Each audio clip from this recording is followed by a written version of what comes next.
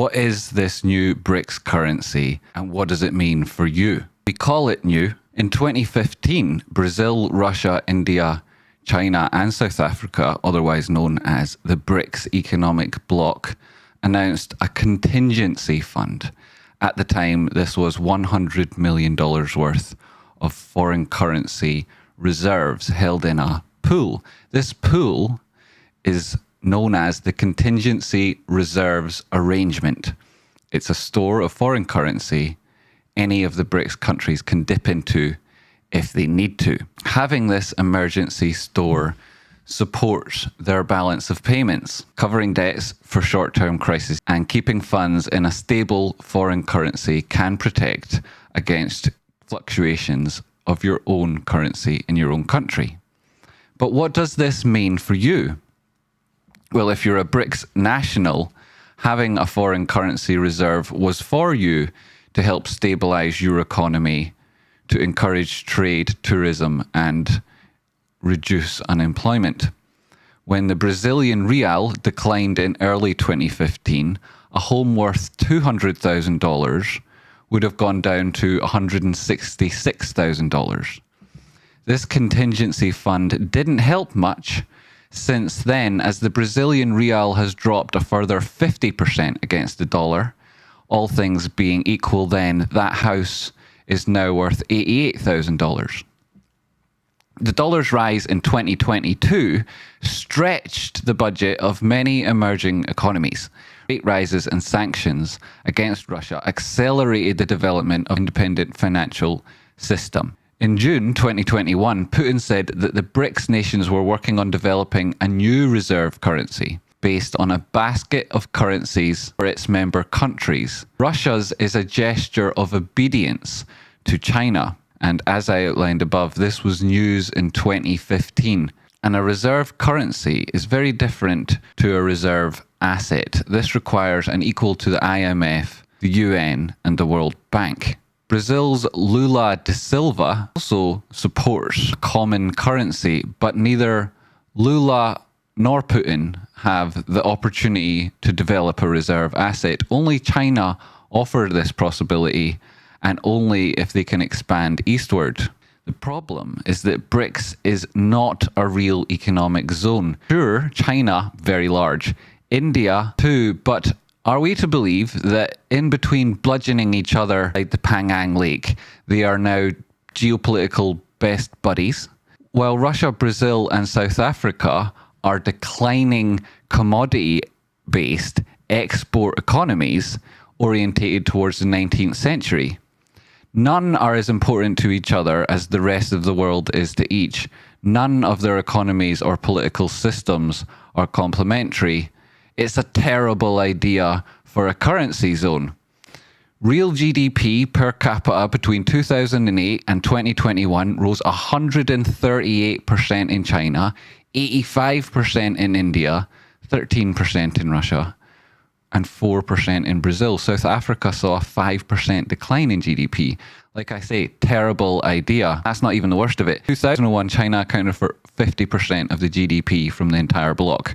The most recent IMF data puts China's share at 72%. China is the dominant importer of commodities from these countries, which means their economic cycles track the credit cycle in China and provides China with a burden but no benefit. China itself doesn't aim to support these countries' development. China aims to dump its surplus beyond the reach of the World Trade Organization and the rules of the US Office for Foreign Assets Control. This means taking those areas out with this regulation. None of the other 4 BRIC members can provide liquid assets. All they offer are investment opportunities. Are China in need of those? They have the Belt and Road Initiative, and as with that, China prefer maximum control in such matters. The idea that BRIC represents, this alternative, it already exists and it already has a name. It's called China. For more on how the US will exert dominance over China, what's next for your country and economy, check out this new series on the World War Bitcoin channel called The New Economic World Order. It's linked in the chat box and I'll drop it in the description. This is the trailer here. That's the decline. Good on you and your contingency fund. What we are witnessing here is the return of titans.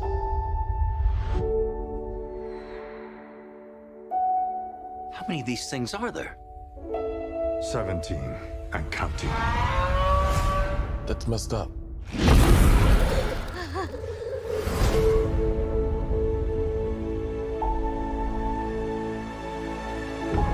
Mothra, Rodan, Ghidorah. Oh my. They're moving like a pack. They're hunting. They all respond directly to an alpha. We stop this Ghidorah. We stop them all. Is there another creature that might stand a chance against him?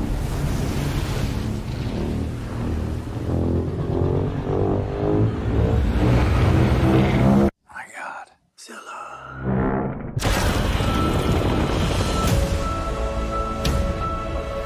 Our planet will perish,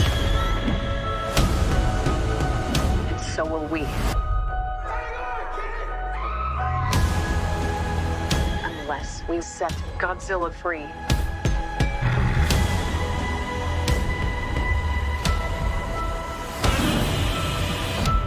Oh, yeah, sure. Let's bring him in for a beer. No, this time we join the fight. Run.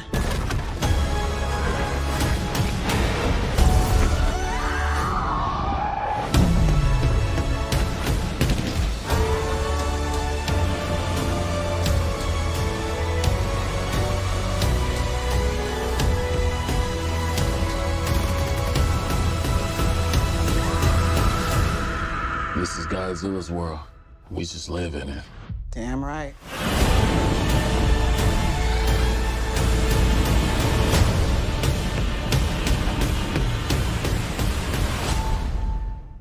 And we're back. We may not achieve on any relative proximity the collective consciousness reach omega, but if you watch that video, we will inch that little bit closer. And if you watch the entire series, who knows? This generation have a chance of making a big difference in the world. GameStop, you didn't see it. Here it is, 200 period moving average, bounce, boom. The positions that were opened prior to price being up here, they're dangerous and should have been closed. I've got a big horn. Did you miss that? I have a big horn. There is confirmed by the chat box. I do love it, yeah. I mean, I like it because it's so bad. That's why I like it, because it's so bad. I could have a very different trajectory in life if I had just never talked about AMC. And I did. And I wouldn't have said that I liked it because it's so bad. But I do say that about Bed Bath & Beyond. If Bed Bath & Beyond raise money for inventory, that's funny because they lose twice that much in realized losses every 4 months. So more than twice that. Yeah, we'll just up it a little bit. We love their margins. Which of these bigger currencies would you consider storing your wealth in? The Russian ruble, lowest, was 7%, which is like, yeah, very sensible in the medium term. Brazilian real got the second lowest, was 12%, which again, I think is probably quite a wise choice there. Indian rupee came third. Majority wins, Chinese yuan, 43%. Right, rebel with cause. 69 votes. Way. Nice. I can tell why nobody else voted after that. Thanks so very much